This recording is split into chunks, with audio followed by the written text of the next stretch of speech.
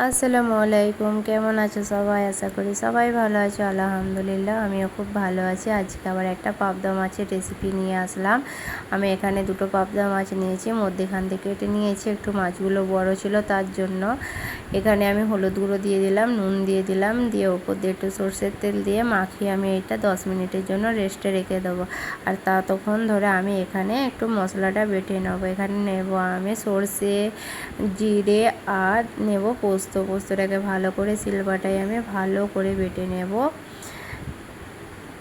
এই শিলবাটায় মশলা বেটে মাছ রান্না খেতে অনেক মজা লাগে, তাই শিলবাটাতেই বাটতে ভালো হয় বাটলে। আমি মশলাটা শিলবাটাতেই ভালো করে বেটে নিলাম। এখানে আমি একটা টমেটো নিয়েছি, আদা কুচি নিয়েছি। আদা কুচি টমেটোটাকে নিয়ে আমি এখানে একটা পেস্ট বানিয়ে নেব। একটা কড়াই নেব, কড়াইটা গরম হয়ে গেলে আমি সর্ষের তেল দেবো। সর্ষের তেলটা যখন ভালোভাবে গরম হয়ে যাবে তখন আমি মাছগুলো দিয়ে ভালো করে ভেজে নেব লাল করে।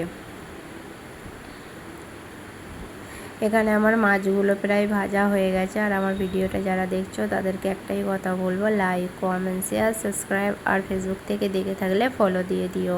আমার এখানে মাছগুলো ভাজা হয়ে গেছে। আমি এখানে একটু কালো জিরের ফোড়ন দিলাম, দিয়ে টমেটো কুচি, আদা টমেটোর পেস্টটা আমি দিয়ে দিলাম, দিয়ে ভালোভাবে আমি কষিয়ে নেব। কষিয়ে নেওয়ার পরে আমি এখানে মশলা দিয়ে দেব, হলুদ গুঁড়ো দেব, লঙ্কা গুঁড়ো দেব, নুন দেব, ধনে জিরে গুঁড়ো দেব, আর অল্প করে একটু মিট মশলা দেব। দিয়ে আবারও ভালোভাবে মশলাটাকে কষাবো যতক্ষণ না মশলা থেকে তেলটা ছাড়ছে। তারপরে আবারও 4টে কাঁচা লঙ্কা দিলাম। কাঁচা লঙ্কাগুলো গোটাই দিয়েছি, মধ্যেখান থেকে কেটে দিলে কি ঝালটা অনেকটা হয়ে যাবে, তার জন্য আমি এখানে একটু গরম মশলাও দিয়ে দেব।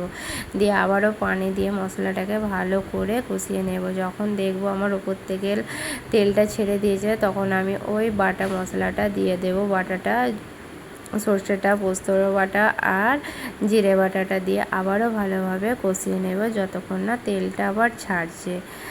অল্প করে পানি দিয়ে দেব, পানি দিয়ে আবারও কষবো। কষানো হয়ে গেলে আমি অল্প করে এটা চিনি দেব। চিনিটা দিলে মাছের কালারটা অনেক সুন্দর আসবে, রান্নার কালারটা, ওই জন্য আমি একটু অল্প চিনি দিলাম। আর খেতেও খুব ভালো লাগে। আমি ঝোলের জন্য পানি দিয়ে দেব। পানিটা দিয়ে আমি ঝোলটাকে ভালোভাবে ফোটাতে দিয়ে দেব ঢাকা দিয়ে। আমার ঝোলটা যখন ভালোভাবে ফুটে যাবে আমি তখন মাছগুলো দিয়ে দেব। মাছগুলো দিয়ে একটু হালকা হাতে নেড়ে নেব, উল্টে পাল্টে নাড়াচাড়া করে নেব।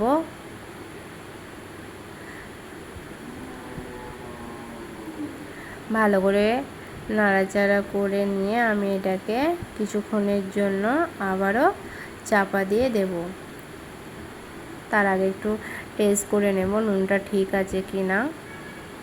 আমার রান্নাটা প্রায় হয়ে গেছে। আমার তেলটা উপরে উঠে গেছে, মাছ রান্নার তেলটা দেখতেই পাচ্ছ। মাশাআল্লাহ কত সুন্দর হয়েছে। আবারও তোমাদের সঙ্গে দেখা হচ্ছে নেক্সট ভিডিওয়। আল্লাহ হাফেজ।